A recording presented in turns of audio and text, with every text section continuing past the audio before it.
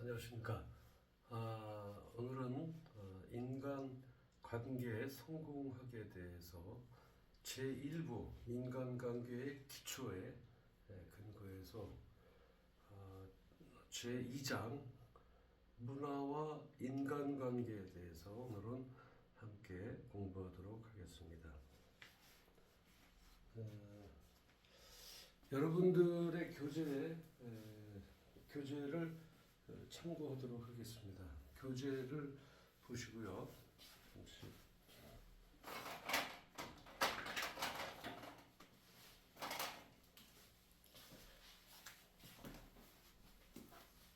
교재의 챕터 2장이죠. 챕터 2장에 제 1장은 지난 시간에 인간관계에 대해서 인간관계가 어느 기준에 맞춰서 나갈 수 있는가에 대해서 배웠습니다. 오늘은 제 2장 여러분들의 교재 36페이지입니다. 36페이지 문화와 인간관계에 들어가기 전에 그 책에 보시면 경주 최부자 때 육훈이 주는 인간 성공 경영이라는 데가 있습니다. 여기에 그 최부자 댁의 그 문화에 대해서 잠깐 나왔습니다.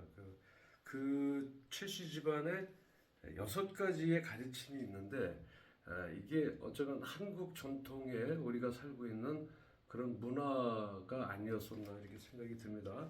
그 첫 번째 보시면요, 중간에 가르침은 과거를 보되 진사이상 벼슬을 하지 말라라는 말이 있습니다. 다시 말하면 욕구가 지나치면 탐욕이 될 수 있기 때문에 그 탐욕을 자제해야 마음과 정신의 풍요를 이룰 수 있다는 참 교훈을 던져주는 것이라 할 수 있겠습니다. 두 번째의 그 최부자 댁의 가르침은 무엇이냐면 만석 이상의 재산을 사회에 환원하라 이 말이 있습니다. 이것은 일정량의 크기를 지역 사회에 플로잉, 우리는 이것을 플로잉이라고 하죠. 어느 정도의 수입이 있으면 그 몇 퍼센트 되는 것을 사회에 환원하라라고 하는 그런 뜻으로 예전부터 이런 그 가르침이 있었다. 그래서 인간관계상에 있어서 문화적인 습성에서 옛날에도 이런 일이 있었다라고 하는 것이고요. 세 번째는 흉년기에는 땅을 늘리지 말라라는 말이 있습니다.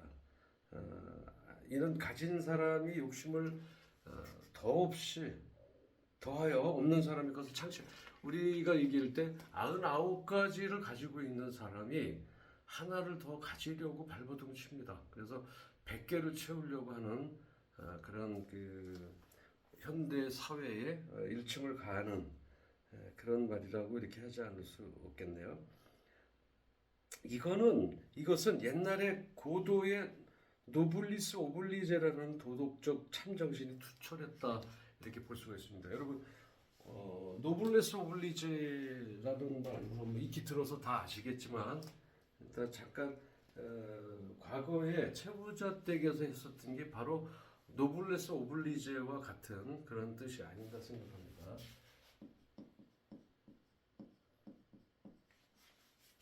오늘은 제2장 문화와 인간관계에 대해서 설명을 드리도록 하겠습니다. 문화와 인간관계.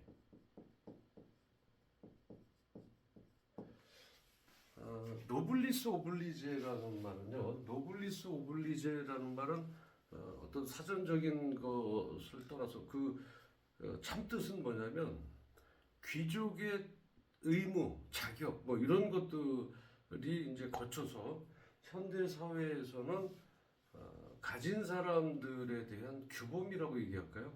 그 사람들이 사회에 지켜야 될 것, 그만큼의 부와 명예를 축적했다면 노블리스 오블리제와 같은 그런 책임 의식이 따라야 된다. 다시 말하면 내가 벌은 만큼 사회에 환원할 수도 있고 또 사회에 환원되기 전에 어느 도덕적 의무를 전부 다 해야 되지 않나라고 하는 도덕적 참정신이 투철했다. 최부자 댁은 그런 가르침을 받았습니다. 노블리스 오블리제, 즉 귀족의 의무다. 지금 현대 사회에서는 어떤가요? 어떤 귀족의 의무를 떠나서 공적인 자리에나 또 사회적인 위치에 있는 사람들의 자기의 다 할 바를 다 해야 한다라는 얘기죠. 정치적으로 얘기한다면 정치에 국가가 주는 만큼의 혜택을 통해서 그런 것을 받는 사람들은 그만큼 사회의 환원, 사회의 봉사 또 이런 것들을 포괄적으로 노블리스 오블리제다 이렇게 설명할 수가 있습니다. 네 번째의 가르침을 보면 과객을 후하게 대접하라 이렇게 되어 있습니다. 신분을 가리지 않고 편견 없이 모든 사람을 똑같이 대해야 된다는 얘기죠. 예를 들면 겉보기에 조금 부하게 생긴 사람에게 또는 어떤 사회적인 지위나 이런 것들이 높아져 갈 때 우리는 그런 사람들한테 약자에게 강하고 강한 자에게 약한 그런 문화 습성이 아니라 언제나 똑같이 신분을 가리지 않고 내가 어떤 보는 편견 없이 모든 사람들에게 똑같이 대처한다. 이러한 가르침이 있습니다. 다섯 번째 보면 사방 백리 안에 굶어 죽는 사람이 없도록 하라 이렇게 되어 있습니다. 이거는 공공선을 추구하고 실천하는 행동을 했다 이렇게 볼 수가 있고요. 그다음에 마지막 여섯 번째 보면 시집온 며느리들은 3년간 무명옷을 입어라. 아주 투철하게 어떤 그 여성 편함화가 아니라 외적인 식구들이 왔을 때 자기 가정의 자기 집안의 문화를 이해하기 위해서 처음부터 다시 시작해라. 다시 말하면 이러한 것이 그 최씨 가족만이 지닌 독특한 전통 문화를 향유했다 이렇게 말할 수가 있습니다. 다시 말하면 이런 말하고 똑같겠죠. 우리가 말하는 로마에 가면 로마의 법을 따르라라는 말이 있습니다. 이것은 로마의 법을 준수하라는 말보다 그 나라의 문화와 습성을 이해해서 그 문화적인 그 조류 흐름에 편승해라라는 말이죠. 그래서 우리가 어떻게 갔는데 나는 어떠한 문화 속에 살고 어떠한 환경 속에 살았기 때문에 너희들을 이해하지 못한다라고 하는 것이 아니라 그 속에 귀속됐다면 그쪽에 귀속된 만큼 그 문화에 같이 편승해서 함께 유아적인 그런 삶을 살아갈 수 있도록 하라는 이제 그런 말이 되겠습니다. 우리가 살아가는 현대사회를 단적으로 설명한다면요, 우리 현대사회 참 복잡합니다. 여러 가지로 메마르고 각박한 세상이고 비상식이 상식을 뛰어넘는 사회, 또 남의 배려 없이 이기주의가 팽대한 사회, 이념의 틀에서 벗어나지 못하고 갈등의 골만 깊어가는 그런 사회라고 표현해도 지나침이 없을 정도로 우리 사회는 무례가 아닐 것이다라고 하는 것입니다. 이런 작금의 시대에 경주 최부잣대기 6가지 주는 교훈은 현대 사회를 살아가는 우리에게 커다란 경종을 울립니다. 과연 이렇게 옛날에서도 가부장적이었지만 그 시대의 그 가정의 문화적인 습성은 남달랐다 이렇게 얘기할 수 있습니다. 탐욕을 자제하고 마음과 정신이 풍요로운 삶, 지극히 윤리적이고 도덕적이면서 우리가 살아가는 사회에 기여하는 삶, 이런 삶들이 현대 사회에 필요한 사회입니다. 어떤 이기주의적인 배려로서 이념의 틀에서 우리 현대 사회에 보면 죄송합니다. 이념의 틀에서 벗어나지 못하고 색깔론에 대한 공방과 또는 서로를 질타하고 자기 개인주의에 맞는 보편 타당성한 것들이라고 많이 열변을 토합니다만 보편 타당성이란 말은 규범에서 입각한 보편 타당성입니다. 다시 말하면 내가 국민들이 이렇더라 또는 저쪽 사람들이 그렇더라는 절대 객관성을 가질 수가 없습니다. 그 전에 규범이 입각해야 된다. 규범이라는 건 뭐 어떤 거죠? 사람이 생각하고 행동했었을 때 윤리적으로 거기에 맞게끔 행동하고 판단하는 그것을 규범이라고 우리가 얘기를 하는데요. 그 규범에 입각하지 않는다면 그 입각하지 않는 보편 타당성한 그런 말들이나 행동은 있을 수 없다라는 얘기죠. 늘 어떠한 조건 하에 의해서 보편 타당성이다. 민주주의적이지만 많은 사람들이 그것을 찬성한다고 해서 그것이 결코 옳은 것은 아닙니다. 어떻게요? 규범에 입각한 보편 타당성한 의견과 그런 관계들이 진실 지금 저희가 배우고 있는 인간관계의 기초가 되지 않을까 이렇게 생각합니다. 그래서 오늘 시간에는 제2장 문화와 인간관계라고 하는 것에 대해서 우리가 함께 공부해 나갈 텐데요. 여러분 문화라는 것은 어떤 것일까요? 문화. 다시 말하면 우리가 여러분 외국어를 배울 때 외국어를 배우기 전에 같이 배우는 과목들이 있습니다. 그거는 그 나라의 문화를 함께 배우는데요. 문화를 이해하지 못하면 외국의 외국어를 잘 이해할 수가 없습니다. 외우는 그런 주입 방식의 그런 외국어 공부는 단어의 인토네이션 하나도 사실은 다를 수가 있습니다. 문화를 이해하지 못하면 우리가 아무리 말을 잘한다고 하더라도 그 뜻과 말에 대한 뉘앙스, 그다음에 발음에 대한 그 인토네이션 그런 것들을 정확하게 흡수하지 못한다라고 하는 것입니다. 따라서 그 나라를 이해하기 위해서 또는 우리가 지난 시간엔 글로벌한 인간관계에 대해서 잠시 배웠었습니다만 글로벌한 인간관계를 배우기 위해서는 그 나라의 습성, 문화를 절대적으로 이해해야 된다라고 하는 것이죠. 백석 이기련 선생님은 조직의 경영자는 변화를 먹고 살고 어떤 상황과 환경에 적합하게 움직이는 하인이고 예술가이다. 이럴 정도로 문화의 변화에 대한 틀을 잘 수용할 수 있는 문화는요. 우리가 MZ세대라고 하는 MZ세대의 문화와 또 우리가 현대적으로 우리 예를 들어서 우리 나이가 좀 들으신 그런 분들의 옛 문화와 그런 것들은 현격한 차이를 이루고 있다라고 하는 것도 우리가 이해를 하고 넘어가야 할 것입니다. 이 시간은 문화와 인간관계에 대해서 공부하는데요. 그렇다면 첫 번째 문화, 그 다음에 한국의 문화, 그 다음에 한국 문화의 변화 내용과 혁신은 어떠한 것들이 있는지 시간 함께 공부하도록 하겠습니다. 문화라는 것은 어떤 것인가요? 문화.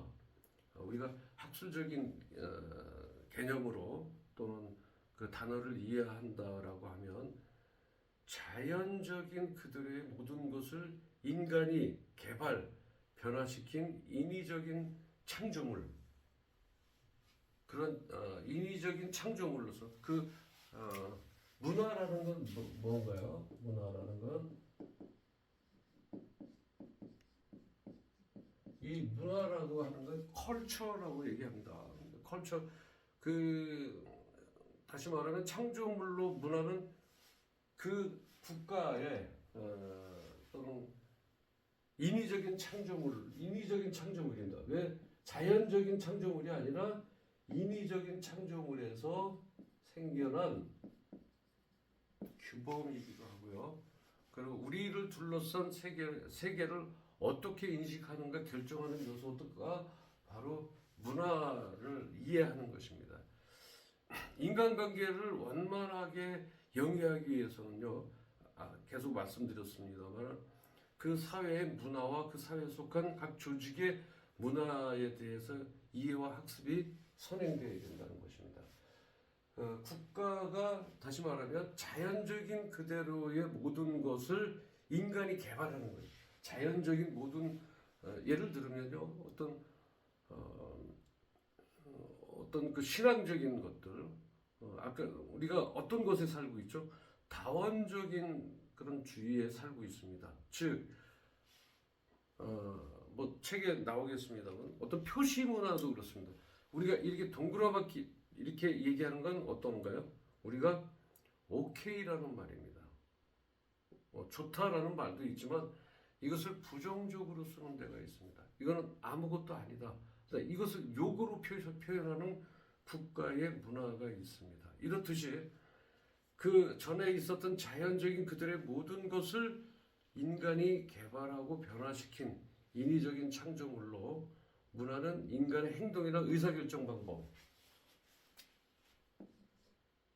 행동이나 의사결정 방법,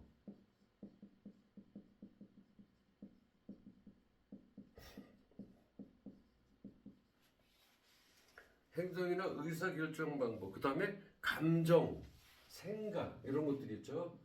감정, 생각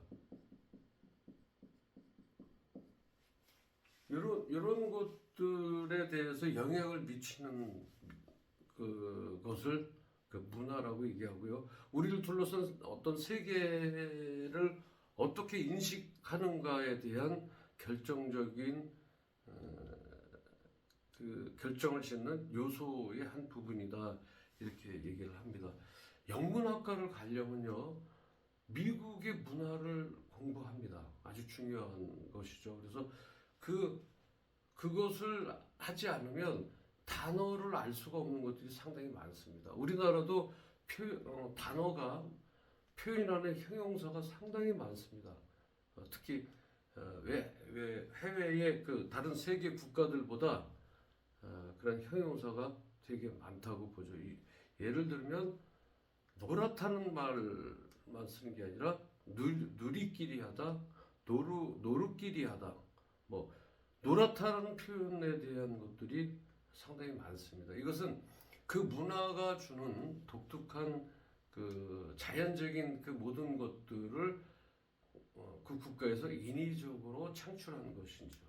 그래서 다시 말하면 우리나라는 노랗다라고 하는 문화는 장을 담글 때 콩의 색깔을 표현하기 위해서 생겨난 그런 단어다. 이렇게 노리끼리 하다, 누리끼리 하다 또는 그 콩이 발효가 되기 전의 색깔과 발효가 된 후의 색깔을 우리가 선조들이 이렇게 의사결정 방법을 자기들 시대에 맞는 감정과 생각에 영향을 받고서 그렇게 만들어냈다 이렇게 알고 계시면 될 것 같습니다. 따라서 미국이나 뭐 예를 들어 해외에 나갔을 때는 반드시 그 문화를 공부하고 그리고 그 단어 그 외국어를 이렇게 학습을 하는 것을 우리가 알 수가 있습니다. 따라서 인간관계를 원만하게 영위하기 위해서는 그 사회의 문화와 그 사회 속의 조직의 문화를 충분히 이해하지 못하면 글로벌화에 나가는 다원주의에 살지 못한다. 그래서 그 속에 문화를 흡수하는데 학습이 먼저 선행되어야 될 것이다. 이렇게 말할 수가 있습니다. 따라서 문화는 인위적인 창조물이다. 자연 속에서 흘러나오는 인위적인 창조물로서 행동과 감정, 생각, 의사 결정하는 방법에 이제 이를테면 예를 들어서 여러분들 일본의 문화는 어떤가요? 우리가 일본을 갔었을 때 정말 어때요? 친절하다. 정말 그 남을 많이 배려한다. 이러한 속에 있습니다. 그런데 한편으로 보면 그 사람 일본에 있는 사람 문화에 접어들다 보면 그 예전부터 내려오던 그 역사를 보게 되면요, 항상 그런 역사 속에서 배어 나온 그런 것들입니다. 또 반대로 일본의 자페니스 스마일이라는 말, 예를 들면 일본의 웃음, 미소 속에 우리나라하고 다른 면들이 있습니다. 그 문화적인 차이라고 얘기하죠. 일본에서 말한 어떤 그 웃음을 지었을 때 그것이 전부 다 100% 긍정의 미소가 아니다라고 하는 것이죠.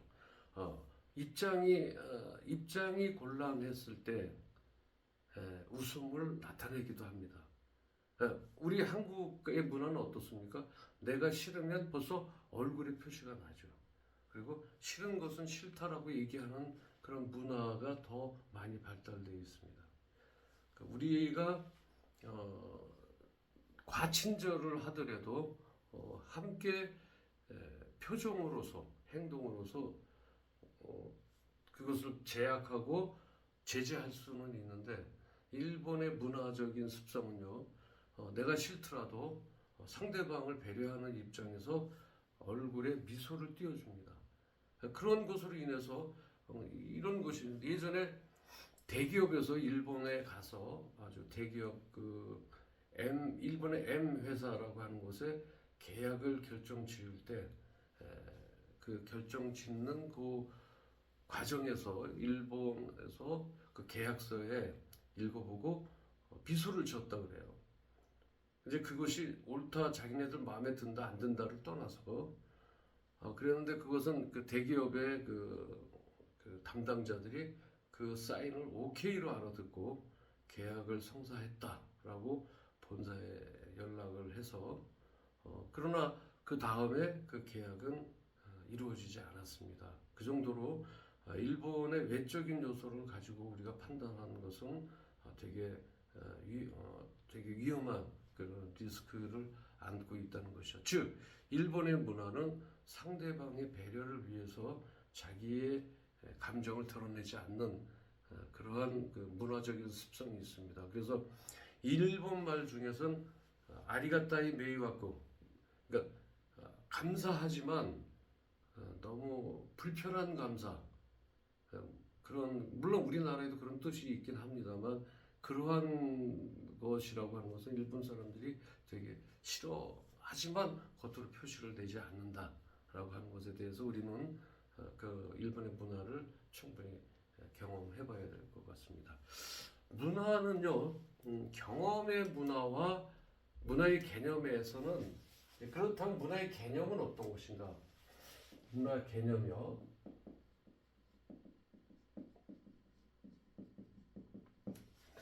문화의 개념은 어떤 그 경험의 문화. 문화의 개념은 경험의 문화라고 하는 거 있습니다. 그 문화의 개념이라고 하는 것은 이렇게 이제 문화의 개념은 이렇게 문화는 인위적인 창조물로서 이렇게 문화의 개념을 우리가 이해하면 되는데요. 문화의 개념 속에는요, 어떤 문화가 있냐면 두 가지의 문화가 있습니다. 세 가지의 문화를 우리가 잠깐 살펴보겠는데요. 경험의 문화의 개념에서 문화는 세 가지가 있죠. 경험의 문화, 또 심미적 문화라고 할까요? 심미적 문화.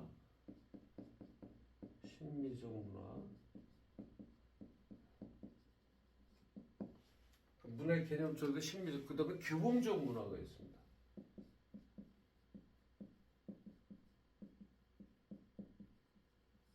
우리가 이제 인간관계론이라고 해서 인간의 관계에 대해서 우리가 공부하고 하는 것이 아니라 과거부터 인간의 관계를 하기 위해선 어떠한 것들이 쌓여져 와서 현재 인간관계론을 회복시키고 인간관계의 성공학을 열 수 있었는가에 대해서는 이렇게 조금 고리타분하지만 이런 그 이론적 배경을 함께 공부하고 나가야 된다라고 하는 것입니다.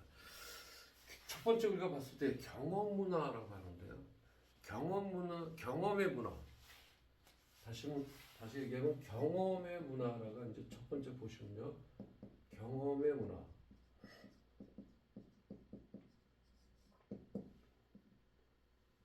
이 말은 어떤 건가요? 경험 문화는요, 주변 환경과의 상호작용을 통해서 형성되는 것입니다. 예를 들면요, 예를 든 게 아니라 보편적으로 그 사회 문화 모든 사람이 공유하는 전반적 보편적 문화로 성장하고 공유된다라고 하는데 좀 어려운 말이긴 합니다. 인간이 삶을 영위해 나가는 환경에 대한 모든 현실 세계가 스스로 생각하고 사고하고 판단하기 전에 이미 상황을 규정해주고 시간이 지나면서 한 사람 한 시대의 문화적인 그 유행에 따라서 아까 말씀드렸던 보편적인 문화 다시 이제 제가 다시 정리를 해드리겠습니다. 경험의 문화라고 하는 것은 결론이 이렇습니다. 뭐 기술과 지식이 축적된 것으로서 인간의 삶을 영위해 나가는 뭐 여러 가지 뜻이 있습니다만 예를 들어서 한마디로 말씀드리면 이런 것이죠. 쭉 우리 선조들에서부터 우리 어머니부터 우리한테 이루어지는 여러 가지 반복되는 문화 그것을 우리가 경험의 문화다 이렇게 얘기할 수 있습니다. 그래서 거기는 뭐 학술적인 말로 따진다면 주어진 자연적 사회적 환경에 적응하면서 얻어진 기술과 지식이 축적돼서 인간의 삶을 영위해 나가는 환경에 대한 모든 현실 이것을 경험의 문화다 이렇게 얘기합니다만 경험의 문화는 결론적으로 말씀드리면 예전부터 행해 오던 것을 토착화 시켜버린 그래서 경험 문화는 주변 환경과의 상호작용을 통해서 형성되어진다. 왜냐하면 내려오던 그런 경험이기 때문에 그렇습니다. 두 번째로는 심리적 문화에 대해서는 잠시 제 2강에서 다시 뵙도록 하겠습니다. 수고하셨습니다.